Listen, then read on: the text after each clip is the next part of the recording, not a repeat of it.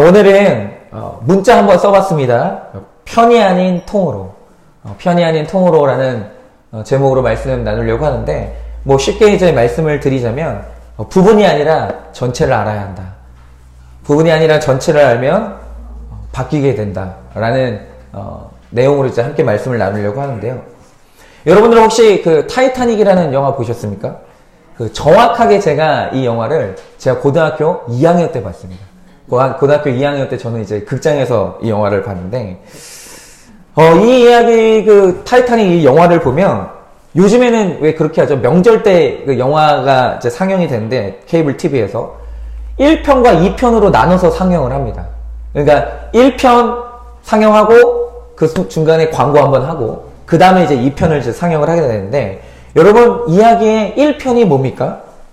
빙산에 부딪히기 전에 타이타닉호입니다.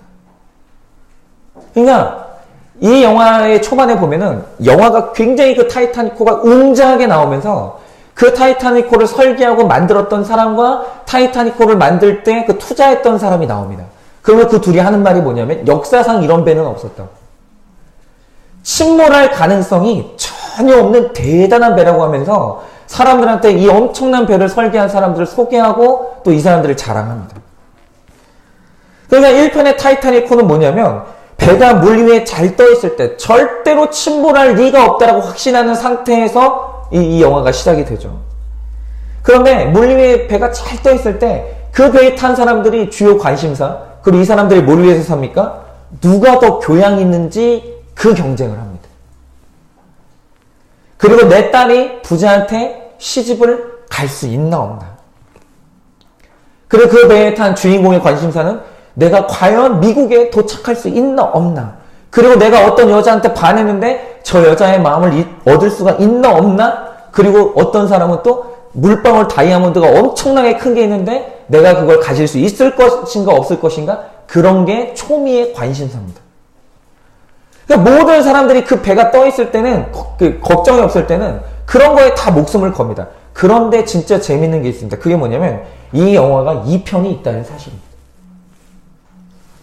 여러분 이 영화의 2편에 가면 어떤 일이 벌어지냐면 2편이 딱 상영되자마자 이 배가 예정에도 없던 엄청나게 큰 빙하를 만납니다. 실제로 있었던 일이죠. 그러고 나서 그 빙하에 배가 부딪혀서 영화가 드디어 가라앉기 시작해요. 그 배가. 그러면 재밌는 게 뭐냐면 여러분 1편에서도 중요했던 게 2편에서도 중요할까요? 2편에서 이제 배가 가라앉기 시작하면 사람들이 완전히 변하게 됩니다. 여러분 2편에서 사람들의 관심사가 뭔지 아십니까? 딱 하나밖에 없습니다. 배가 가라앉기 시작하자 사람들이 집중하기 시작하면서 인생의 본질이 드러나는데 그게 뭐냐면 사람들이 다 고무보트로 몰려가기 시작해요. 배가 가라앉잖아요? 이대로 있으면 내가 죽잖아요? 그럼 이 마당에 중요한 건 뭐냐면 다이아몬드가 아니에요. 그거 가지고 있으면 몸이 더 무거워요. 생전에도 쳐다보지 않았던 돈 있으면 절대로 사지 않았을 고무보트에 사람들이 집중하기 시작해요. 그걸 붙잡으려고 교양과 상식을 다 버립니다. 왜입니까? 그래야 살거든요. 여러분 이렇게 영화 내용을 통으로 보면 통으로 아는 상태에서 일부를 보면 얼마나 웃긴지 아십니까? 제가 처음에 지금도 생각이 납니다. 제가 고등학교 2학년 때 엄청나게 큰 스크린으로 이 영화를 딱 처음에 본데 영화 내용을 모르니까 초반에 그 영화가 딱 나오고 그 위에 사는 사람들 그 위에서 이제 지내는 사람들 보는데 여러분 그거 아시죠? 타이타닉호를 보면요 철저하게 등급이 나뉘어 있어요. 맨 밑에 서민들 타는 칸, 그 다음에 중산층 타는 칸, 그 다음에 절대로 밑에서는 위로 올라오면 안 되는 상류층이 타는 칸이 있어요. 절대적으로 나뉘어져 있습니다. 그래서 제가 그 영화를 보면서 도대체 저렇게 큰 배를 타면 기분이 어떨까? 여러분 실제로 그 영화의 주인공이 그 배를 타자마자 너무 기분이 좋아가지고 하는 말이 뭡니까? 나는 왕이다. 나는 이 세상의 왕이다. 엄청나게 기분 좋게 소리를 지릅니다. 제가 그게 너무 그때는 처음에 초반에 그 영화를 볼 때는 그것 때문에 저 기분이 어떨까? 도대체 저건 뭘까? 그런 이제 생각을 하면서 봤거든요. 그런데 제가 이 영화를 다 봤잖아요. 저는 결말을 알잖아요. 결말을 보면서 1부를 보면요. 여러분 얼마나 재밌는 줄 아십니까? 상황이 변하면 전부 똑같이 야만적으로 변해요. 똑같이 다 이기적으로 변해요. 그런 사람들이 교양 떨고 돈 자랑하는 게 완전히 코미디예요. 다 알고 보면. 그러면서 제 머릿속에 계속 드는 생각이 뭔지 아십니까? 일부의 사람들의 태도를 보면 답답한 거예요. 저게 하나도 중요하지 않은데. 저게 아무 쓸모도 없는데. 그게 눈에 보이는 거예요. 여러분 이야기를 통으로 알면 그때 열리는 새로운 지식이 있습니다. 그게 뭐냐면 뭐가 중요한지가 보이는 거예요. 다 알면. 바로 이겁니다. 내 시각의 편이냐 통이냐에 따라서 중요한 것, 우선순위, 붙잡아야 되는 게 뭐냐가 완벽하게 다 달라지는 겁니다. 모를 때랑 알 때는 그러니까 바라보는 시각이 완전히 달라지는 겁니다. 여러분 이 시점에서 제가 여러분께 드리고 싶은 질문이 있습니다. 그게 뭐냐면 여러분은 원하든 원치 않았든 어쨌든 태어나셨기에 지금 내 인생이라는 배를 타셨습니다. 그리고 내 인생의 배는 세월이라는 바다 위에 떠 있습니다. 여러분 현재 지금 여러분이 탑승해 계시는 그 인생이라는 배가 몇 년짜리인지는 전혀 중요하지 않습니다. 중요한 건 이거죠. 여러분이 타신 배는 절대 침몰하지 않고 영원히 떠 있을 유람선입니까? 아니면 반드시 언젠가는 침몰할 예정인 난파선입니까? 여러분 답이 뭡니까? 우리 모두가 탑승한 내 인생이라는 배는 침몰할 예정입니다. 여러분 지금 여러분이 탑승해 계신 여러분의 인생의 배는요. 지금 가라앉고 계신 중입니다. 현재 진행형입니다. 지금 여러분의 몸이 그거 다 느끼고 계시지 않습니까? 어느 날 갑자기 눈이 안 보입니다. 요게 주보가 글씨가 안 보이는 겁니다. 여러분 내 다리가 그렇게 튼튼해가지고 뭘 해도 아프지가 않았는데 튼튼했던 다리가 아프기 시작합니다. 걸을 수 없게 돼요. 그리고 점점 내 기억이 또렷했던 기억이 흐려지기 시작합니다. 기억이 안 나는 거예요. 여러분 이게 뭡니까? 지금 내 육체가 가라앉고 있는 겁니다. 여러분 컨디션이 안 좋아지시는 게 아니고요. 죽어가고 있는 겁니다. 여러분 그걸 인정한다면 이제 침몰해가는 내 인생에서 진짜 중요한 게 뭡니까? 이 질문을 다시 한번 드리죠. 가라앉고 있는데 내 인생이 지금 가라앉고 있는데 내 인생에서 가장 중요한 고무포트가 뭡니까? 여러분 만약에 이미 답을 내리셨다면 그거 목숨 걸고 붙들고 계실 거예요. 그런데 우리 중에는 분명히 아직도 1편의 타이타닉호를 타고 계시는 분들이 있어요. 침몰한다는 사실 자체를 안 하고 계신 거예요. 여러분 제가 청소년 사역을 했을 때 이게 청년들이 그렇거든요. 청년들 특징이 세상에 무서운 게 없고 자기가 세상에서 다 제일 잘나고 똑똑한 줄 아는데 한 청년이 이제 공부를 하다가 저한테 이런 불평을 하더라고요. 목사님, 저 솔직히 말해가지고 이거 왜 해야 되는지 모르겠어요. 목사님, 저는요, 취업이 안 돼요, 지금. 나이가 먹어가는데요, 이력서를 몇백 통을 내는데, 목사님, 저 지금 취업이 안 돼요. 그래서 목사님, 저는요, 결혼은 꿈도 안 꿔요. 목사님, 제가 지금 이렇게 살고 있는데, 제가 지금 이거 왜 배워야 됩니까? 그러니까 이게 저 취업되는 거하고 무슨 상관입니까? 이런 말을 저한테 하는 거예요. 네, 맞습니다. 제가 그 말을 들을 때 그 친구 말에 전적으로 공감했습니다. 그런데 중요한 사실은 제가 그 청년 말에 공감해요. 공감됩니다. 중요한 사실은 뭐냐면 틀렸습니다. 그 청년의 심정은 공감하는데 그 청년의 말은 틀린 말이에요. 여러분 만약에 1편만 있으면 그 청년 인생이 1편만 있으면 즉 80세 100세 살고 그 다음에 뒤가 없다면 저도 그랬으면 좋겠어요. 솔직히 말해서. 솔직히 말해서 그 뒤가 없으면 목사라는 직업 자체가 없어도 되는 거예요. 80년 살고 100세 살고 그 뒤가 없으면 교회라는 이 공간, 기관 자체가 없어도 됩니다. 그리고 이 성경 말씀이 쓸데없다는 말이 맞아요. 정말 이 설교를 듣고 있을 이유가 없습니다. 정말 쓸데없어요. 그런데 인생이 2부가 있다면, 2편이 있으면, 즉 통으로 놓고 보면 그때부터는 사정이 완전 달라지는 거죠. 여러분, 노아의 홍수 이야기 아시죠?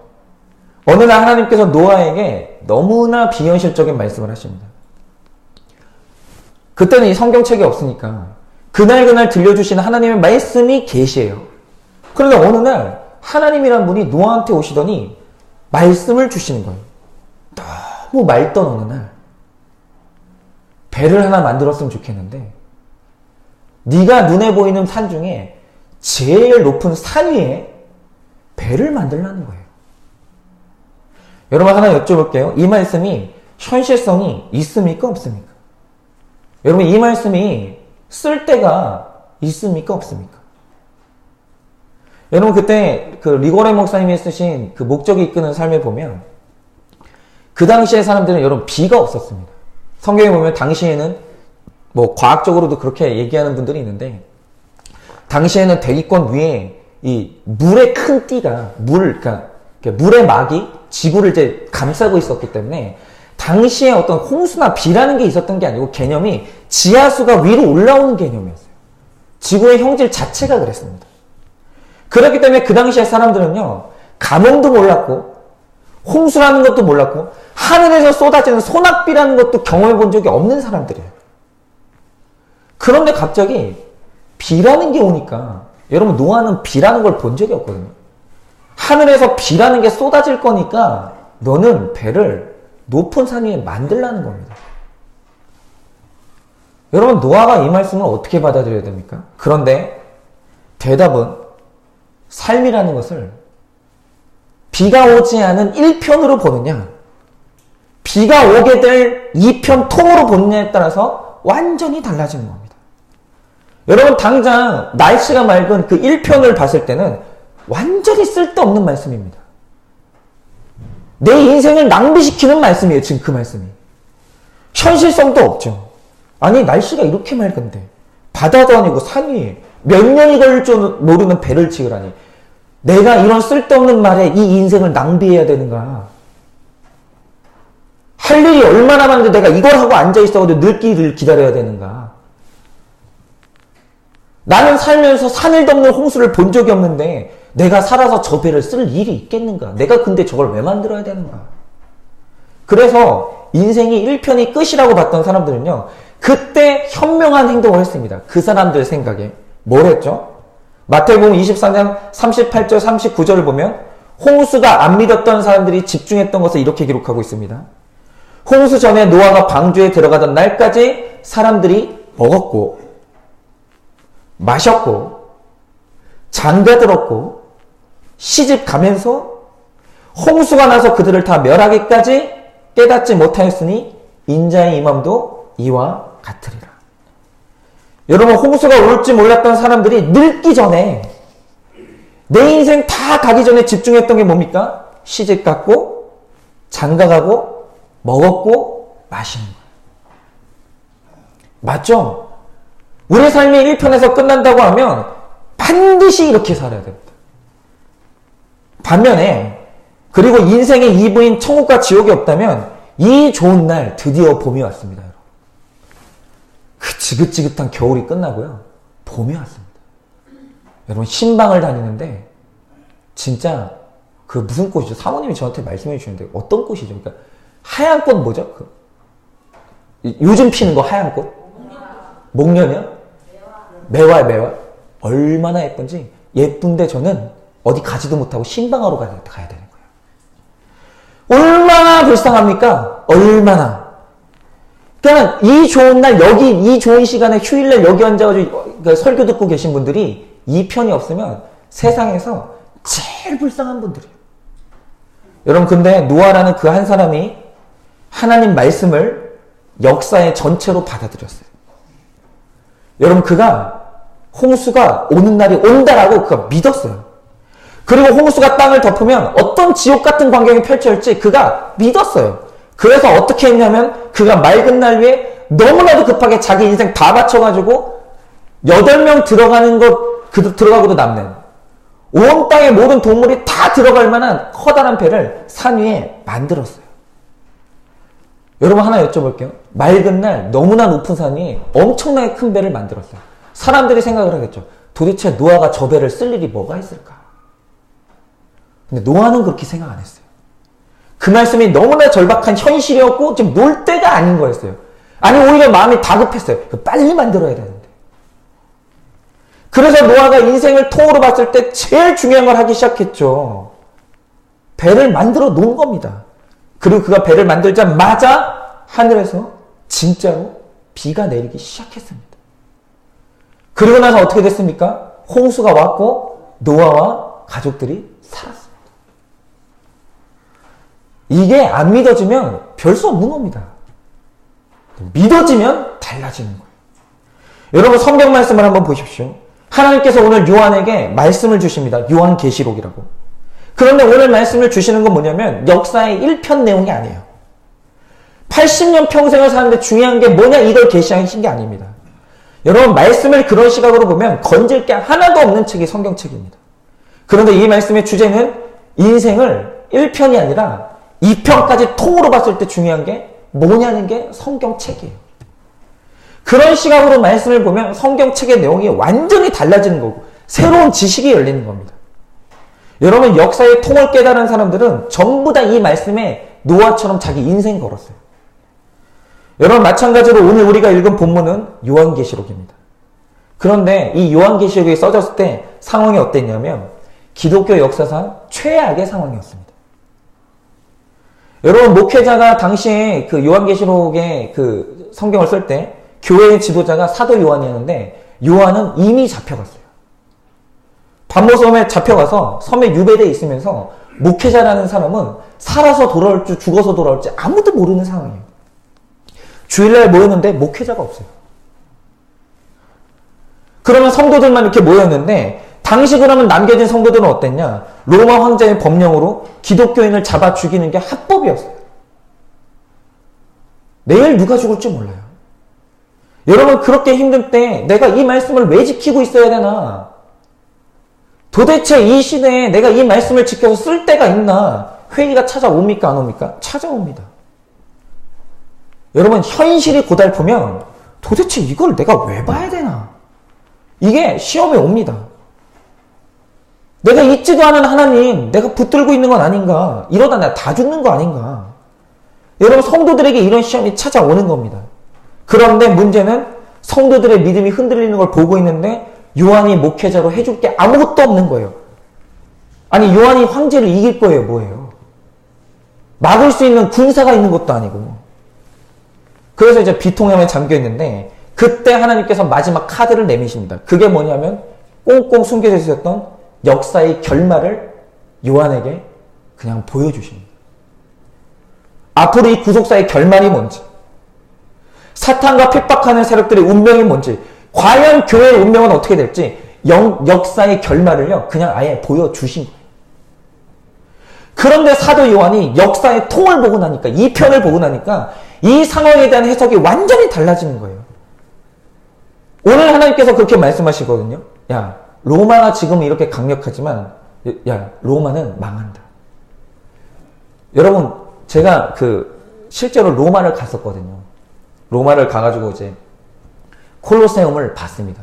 진짜 놀란 게 뭐냐면, 여러분, 이 당시에 로마는요, 상수도 하수도 개념이 있었고, 그 다음에 볼트와 너트의 개념이 있었고, 이미 그때 콘크리트라는 개념이 있었어요. 여러분, 그 당시에 지은 건물들이 아직도 안 무너집니다. 대단한 기술력이었어요. 여러분, 그런데 이 콜로세움의 규모를 보면요, 지금 현대 사회에서 그거보다 큰 건물이 몇 개가 없어요. 정말 어마어마합니다. 콜로세움이. 그런데 여러분, 그 제국이, 그런 모든 걸 만든 제국이 무너질 거라고 생각하는 사람 아무도 없었어요. 딱 한 분 알고 있었어요. 하나님은 이 제국이 무너질 걸 아셨어요. 그래서 요한에게 말했죠. 야, 무너진다. 이 제국 망하는 제국이다. 절대 굴복하지 마라. 너 믿음 잃지 마라. 그렇게 말씀을 하신 거예요. 여러분, 근데 이 말씀이 어떻게 됐습니까? 하나님은 알고 있었던 이 말씀이 실현됐죠. 여러분, 지금 이 세상에 로마라는 나라가 있습니까? 없습니다. 이미 망하고 없어진 나라가 로마예요. 그리고 그 로마가 지금 세웠던 모든 건물들은요, 기독교인들의 성지 순례지가 됐어요. 다 기독교인들의 기관이 됐어요. 없어요, 지금 로마는. 그런데 오늘날 하나님께서 반드시 승리한다고 말했던 기독교는 어떻게 됐습니까? 여러분, 지금 전 세계에 우리랑 같은 믿음을 가진 기독교인이 몇 명인 줄 아십니까? 21억 명입니다. 여러분, 주님의 교회가 연합하면 중국보다 크고 인도보다 크고 미국보다 커요. 그게 바로 주님의 나라예요. 그런데 여러분, 요한은요, 가장 교회가 어려울 때, 그 과거에 1세기 때 이 결말을 봤어요, 요한. 그러고 나서 요한이 자신있게 성도들에게 말한 게 뭐냐면, 너 견뎌라. 교회가 망하는 게 아니라, 교회는 아무도 못 무너뜨리고, 야, 지금 로마가 이렇게 강성해가지고 교회를 무너뜨리려고 하는데, 무너지는 건 로마지 교회가 아니다. 버텨라. 견뎌라. 그러면서 3절을 보면은 역사의 전체를 본자만 할 수 있는 선언을 하는 거예요. 이렇게 말하죠. 이 예언의 말씀을 읽는 자와 듣는 자와 그 가운데 기록된 것을 지키는 자는 복이 있다. 왜? 때는 온다라는 거예요. 지금 이렇게 어려울 때 이 말씀 붙드는 자는 반드시 복이 있다는 거예요. 주의 말씀은 실현된다는 거예요. 역사를 통으로 보고 나니까 성도의 삶에서 가장 중요한 게 뭔지 아십니까? 바로 내 심령의 방주를 짓는 거예요. 이거 지켜내는 거예요. 살기 위해서 구명복수를 붙잡아야 되지, 무슨 일이 있어도 이 말씀 붙들고 복음을 붙들라는 거예요. 사는 날 동안 그거 하는 것보다 중요한 게 없다라는 거예요. 왜요? 이 편이 있거든요. 그러면서 하나님께서 요한에게 자신을 어떻게 소개하는지 아십니까? 8절에 이렇게 소개하시죠. 주 하나님이 이르시되 나는 알파요 오메가라. 이제도 있었지만 전에도 있었고 장차 올 전능한 자라 하시더라. 여러분, 이 말 뜻이 뭡니까? 간단하고 단호합니다. 나만 역사를 통으로 다 알고 있기 때문에 내 말이 맞다는 거예요. 여러분, 그 사탄이 다 할 줄 아는 것 같아도 그가 거의 전능에 가까운 존재는 맞거든요. 그런데 다 아는 것 같아도 그가 유일하게 못하는 치명적인 두 가지가 있습니다. 하나는 뭐냐면 사탄이 회개를 못합니다. 그러니까 사람과 사탄이 둘 다 똑같이 죄를 지었는데 이 두 종족의 결정적인 차이는 뭐냐면, 사람은 이상한 게 뭐냐면 죄를 지으면 가책을 느껴요. 그리고 그가 택자라면 그가 회개를 해요. 그런데 사탄의 문제는 뭐냐면 죄를 지었는데 사탄 안에는 죄책을 느끼는 양심이 없어요. 그래서 사탄이 회개를 못해요. 그리고 또 하나 사탄이 못하는 게 뭐냐면 사탄은 미래를 몰라요. 그래서 여러분, 사탄이요, 예수님이 언제 오실지 그 날과 시를 몰라요. 지금도 사탄이. 왜입니까? 여러분, 미래의 문을 여는 열쇠는 오직 하나님 한 분만 그 열쇠를 가지고 계세요. 그분만 열고 들어갈 수 있어요. 여러분, 하나님 외의 모든 존재에게 미래는요, 미지의 영역이에요. 지식이 없어요. 미래가 어떻게 되는지 아무도 지식이 없어요. 그런데 하나님에게 미래는 인지의 영역이에요. 그는 다 알고 계세요. 왜냐하면 그 미래라는 시간도 그가 창조하셨기 때문에. 그래서 여기서 제일 불쌍한 건 사람이에요. 왜요? 사람은요, 딱 현재에 갇혀 있어요.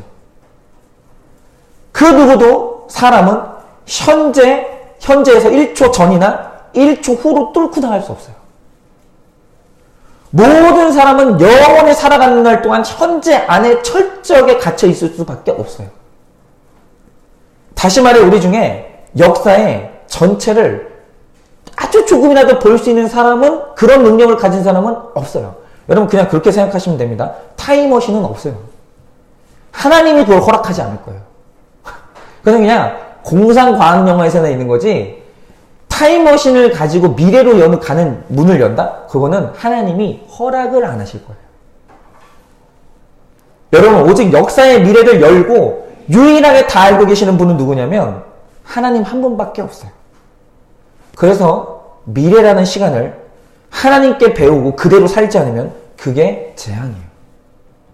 그래서 여러분, 저는 세상에서 가장 미련한 사람이 누구냐면 1초 후도 뚫고 나갈 수 없는 인간이 하나님과 관계없는 미래를 자기가 설계하는 거예요. 그러다가 낭패를 보는 사람이 가장 미련한 거예요. 여러분, 뭐 계획은 할 수 있습니다. 그런데 하나님께서 말씀하시는 게 뭡니까? 계획은 해. 계획은 하는데 경영은 내가 하는 거야. 여러분, 우리가 설계하는 미래가 그대로 일어납니까? 그런 일은 존재를 안 합니다. 오늘 이 주제를 얘기하면서 우리가 반드시 저는 해야 되는 얘기가 있어요. 제가 살면서 가장 하나님 앞에서 겪었던 일 중에 가장 이제 중요한 사건이죠. 그게 이제 세월호 사건인데, 이게 이제 4월 16일에 터졌습니다. 저한테도 이 사건은 굉장히 가슴 아픈 사건입니다. 왜냐하면 제가 아버지 밑에서 사역할 때 걔가 초등학교 때부터 중학생이 될 때까지 양육했던 아이가 있어요. 근데 얘가 고등학교에 들어갔고 하필이면 그 학교를 들어가서 왜 걔가 그러니까 그 안산은 단원구하고 상로구가 있거든요. 왜 하필이면 걔가 그 단원구에 살아서, 하필이면 단원구에서도 그 많은 단원고등학교에 들어가서, 하필이면 왜 그때 수학여행을 가서 걔가 그날 그 배에 탑승을 했어요. 그리고 세월호 사건이 딱 터지고 뉴스에서 배가 가라앉고 있습니다. 이 뉴스가 떴을 때 걔하고 연락이 딱 끊어졌어요. 여러분, 근데 얘는 교회를 그냥 다니는 애가 아니에요. 세월호에서 탔을 그 당시에 얘가 중고등부 회장이었고, 금요철회 때 여러분 그 안산도 교육열이 세기 때문에 절대 고등학교 2학년짜리한테 평일날 야간 자율학습을 빼주는 일이 없어요. 근데 얘는 선생님하고 싸워가지고 빼고 금요철회 때 와가지고 얘는 한 번도 안 빠지고 늘 금요철회 때 드럼을 쳤던 애. 얘가 진짜 그냥 드리는 말씀이 아니에요. 진짜로 얘가 너무 착해서, 얘는 여러분 요즘 애들이 얼마나 언어가 험한지 아십니까? 어른들이 얘네들 저희 카톡에서 쓰는 언어를 보잖아요. 하나도 못 알아들어요. 외계어 아니면 욕밖에 없어요. 근데 얘가 욕을 할 줄 몰라요. 그러니까 교회 그 성도님들이 얘를 얼마나 예뻐했는지 모릅니다. 그래서 온 교회가 얘 연락이 끊어졌을 때, 얘가 세월호에 타고 있고 연락이 끊어졌을 때 피가 마르면서 다 같이 기도했어요. 돌아오게 해달라고. 그런데 4월 16일 날 배는 침몰을 했고 4월 20일 새벽에 얘가 시신으로 발견이 됐어요. 그리고 이제 저는 얘가 시신으로 발견된 그날 당일 오후 5시에 그 소식을 들었어요. 발견됐다. 그리고 다음날 주일 새벽이 이제 부활주일이었는데 새벽 5시에 팽목학에서 걔가 안산으로 왔어요. 그때 제 교회, 아버지 교회 청년들하고 온 교인이 다 병원 앞에서 걔가 오는 그 앰뷸런스를 다 기다리다가 걔를 맞이했어요. 제가 잠을 못 자고, 그날 주일이었기 때문에 저는 제 사역이 있었기 때문에 집에서 기다리다가 새벽 5시에 형의 전화를 받았는데, 형이 그 떨리는 목소리로 그렇게 얘기를 하더라고요. 현성아, 왔어. 누구누구 도착했다. 우리한테 돌아왔다. 그 얘기를 새벽에 듣는데, 끊고 사역을 하는데 못하겠는 거예요, 사역을. 너무 기가 막혀가지고. 그래서 사역이 끝나고 월요일날 오후에 그 아이 빈소가 차려진 장례식장을 갔거든요. 그래서 조문을 한다고 그 아이 영정사진 앞에 딱 섰는데, 너무 기가 막힌 게 뭐냐면 영정사진 속에 있는 애 얼굴이 너무 어린 거예요. 너무 어린 거예요. 여러분, 영정사진 속에 있어야 되는 얼굴은 험악한 인생을 다 사시고 그래도 인생에 연륜이 있는 그 얼굴이어야 되는 거 아닙니까? 그런데 영정사진 속에 있는 걔 얼굴을 보는데 애 얼굴이 너무 앳된 거예요. 아무것도 못 해본 얼굴인 거예요. 내가 보고 있는 그녀의 사진이 영정사진인 게 너무 기가 막히는 거예요. 내가 왜 살아가지고 네 영정사진을 봐야 되냐 이거죠. 제가 그 영정사진을 보는데 제가 알고 있는 삶의 모든 질서가 다 무너지는 느낌인 거예요. 이래도 되나 세상. 왜 이런 일이 일어나야 되나. 그리고 더 가서 건 뭐냐면 걔 어머니 말이 아이 시신을 인양해가지고 엄마가 딱 얼굴을 보는데 얼굴에 핏기가 있더라는 거예요. 얼마 전까지 살아 있었던 거예요. 여튼 막 그 자리에서 나오는 모든 증언들이 다 사람들 가슴을 막 후벼 파는 거예요. 그런데 그런 아픈 가슴으로 조문을 하고 걔가 활동했던 중고등부실로 제가 왔어요. 왜 갔냐면 그 중고등부실에 가면 그때 이제 이부순서로 뭘 했냐면 아이들 장래 비전 있죠. 그거를 애들이 쪽지에 써가지고 다 붙여놓은 거예요. 그럼 하나 여쭤볼게요. 그럼 그 쪽지에 걔가 쓴 쪽지가 있을까요? 없을까요? 있어요. 그 아이 이름이 딱 써져 있고 뭐라고 써져 있냐면 나는 30살에 유명한 디자이너가 되어 있을 것이다. 이렇게 자기 미래를 썼어요. 그 아이는 자기에게 그 미래가 올 거라고 굳게 믿었어요. 그러면 제가 그걸 보면서 느낀 게 뭔지 아십니까? 미래가 내 설계대로 되는 게 아니구나. 여러분 현재만 하나님이 나에게 허락하신 내 소유의 시간이지 과거도 내 소유가 아니고 미래도 내 소유가 아니에요. 절대로 미래는 내 마음대로 되지 않아요. 아무도 그렇게 안 돼요. 하나님이 허락한 적이 없어요. 현재만 허락하신 거예요. 여러분 아무리 예측하고 준비해 보십시오. 미래는 하나님이 정하신 대로 되는 거지 인간의 의도대로 되지 않습니다. 이게 바로 인간의 무기력함이에요. 그래서 장례식장에 갔을 때 죽은 어머니가 하신 말씀이 지금도 잊혀지지 않는데 그 하신 말씀이 뭔지 아십니까? 나는 이런 일이 일어날 줄 몰랐다는 거예요. 당연히 그렇겠죠. 여러분 세상에 어떤 부모가 내 아들이 10대에 죽는 미래를 설계해요. 여러분 그런 미래를 설계하는 부모가 어디 있습니까? 저도 그런 미래는 설계하지 않을 거예요. 지금도 저기서 들리는 비명소리가 제 딸 비명소리거든요. 저는 알게. 저거 나중에 아주 저거 그냥 죄송합니다. 여러분 그런다 할지라도 저는 제 딸이 10대에 죽는 미래를 설계하지 않아요. 누가 그런 미래를 설계해요? 여러분 10대에 내 아들이 수학여행 가는 배 안에서 죽는다? 아무도 설계하지 않을 미래예요. 누가 그런 미래를 설계해요? 그런데 그 아이가 갑자기 그렇게 부모보다 먼저 갈 줄, 자기보다 먼저 갈 줄, 그 미래는 아무도 몰랐던 거예요. 여러분 이 땅에 홍수가 온다는 그 미래를 아무도 예측하지 않았잖아요. 그런데 이 일이 일어났어요. 이 일이 벌어지니까 그 어머니가 딱 하나 감사한 게 있었는데 그게 뭐냐면 이 아이가 장차 언젠가는 홍수가 온다는 하나님 말씀을 믿은 거예요. 그리고 나서 이 아이가 미리 자기 심령에 튼튼한 구원의 방주를 만들어 놓은 거예요. 이 아이 심령에 그게 있었어요. 그 방주가.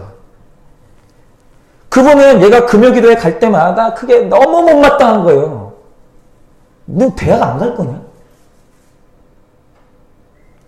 너 대학 안 갈 거냐? 늘 그렇게 말씀하셨다는 거예요. 왜요? 대학이라는 미래가 있을 줄 알고. 그게 그렇게 못마땅한 거예요. 그런데 세월호가 침몰하니까 지금은 그 아이가 그 가슴 가운데 온 힘을 기울여가지고 구원의 방주를 만들었다는 그 사실이 그게 너무너무 감사한 거예요. 그러니까 이 아이가 천국 간 게 너무 확실하니까 그게 이 어머니한테는 가장 위로가 되는 거예요. 그래서 그 어머니가 그 말씀을 하시는데 오히려 제가 너무 큰 위로를 받았어요. 여러분 이제 그 아이에게 일어난 일은 과거입니다. 못 돌이킵니다. 그 아이는 이미 그 과거의 시간에 갔어요. 그런데 사고가 나서 이 아이가 죽으니까 돈도 그렇게 닥달하면서 시켰던 공부도 피말리는 경쟁 가운데서 등수 하나 올렸던 게 아무 의미가 없어지더라는 겁니다.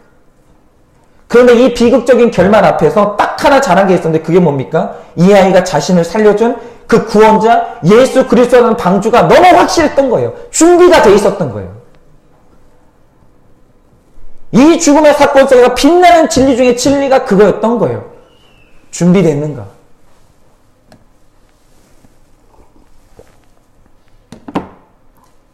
아이를 떠나보내고 나니까 가장 중요한 게 뭔지가 이제는 알더라는 거예요. 여러분, 이제 말씀을 맺고자 합니다. 여러분, 지금 이 시간 하나님이 우리에게 허락하는 시간은 지금이에요. 여러분은 그런데 지금 우리가 예배를 드리는 게 왜 중요합니까? 여러분, 세상에 그렇게 급한 일이 많고 중요한 일이 많은데 왜 우리는 지금 이 자리에 나와가지고 예배를 드리고 있어야 됩니까? 만약에 우리가 80년 살고 말 거라면 저도 진짜 그랬으면 좋겠어요. 80년 살고 그게 끝이라면 이거만큼 의미 없는 게 있습니다. 그런데 우리가 그 다음이 있다면, 그리고 도대체 내 인생의 1편이 언제 끝날지 모른다면 기습처럼 내 인생의 2부가 다가올 텐데 준비가 됐냐라는 겁니다. 만약에 정말 우리에게 그 허락된 일부가 얼마 안 남았다면, 그러면 지금 이 순간 예배 드리는 것보다 내 마음 가운데 예수 그리스도라는 구원의 이 방주가 준비된 것보다 더 중요한 현실은 존재를 안 하는 겁니다. 우리는 이 교회 밖을 나간 뒤에 불과 1분 후에 나에게 일어나는 일이 아무도 몰라요. 혹시 아시는 분 계십니까? 아시는 분 계시면 신방 때 저랑 좀 더 길게 얘기를 나누셔야 돼요. 우리는 아무도 허락받지 못했어요. 나에게 어떤 일이 일어날지 모르고. 그래서 바로 지금 여기에서 지금 최고의 예배를 드리셔야 돼요. 지금 하나님을 내 구원의 주신으로 모시기를 결단하셔야 돼요. 여러분, 지금 허락된 지금 구원의 방주를 준비해 놓으셔야 되는 거예요. 이거는 미루면 안 되는 문제입니다. 그래서 앞으로 우리에게 어떤 미래가 올지는 모르겠지만 만약에 지금 이 예배의 시간에 여러분이 100% 확신하게 구원의 방주인 예수 그리스도를 붙들었다고 한다면 우리 1초, 10초 뒤에 혹은 10분 뒤에 30분 뒤에 어떤 결말이 온다 할지라도 전혀 두려워할 필요가 없는 거예요. 만약에 이 기회를 붙잡았다라고 한다면.